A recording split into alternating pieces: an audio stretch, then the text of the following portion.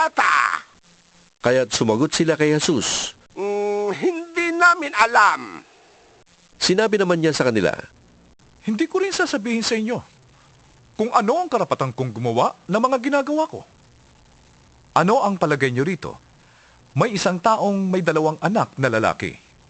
Lumapit siya sa nakatatanda at sinabi, Anak, pumunta ka ngayon sa ubasan at magtrabaho ka roon. Ayoko po, tugon niya. Ngunit nagbago siya ng pasya at nagtrabaho sa ubasan. Lumapit din ang ama sa ikalawa at ganun din ang kanyang sinabi.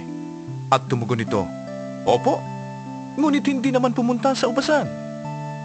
Sino sa 2 ang sumunod sa kalooban ng kanyang ama? Ang nakatatanda po. sagot nila. Sinabi sa kanila ni Jesus, Sinasabi ko sa inyo, ang mga maniningil ng buwis at ang masasamang babae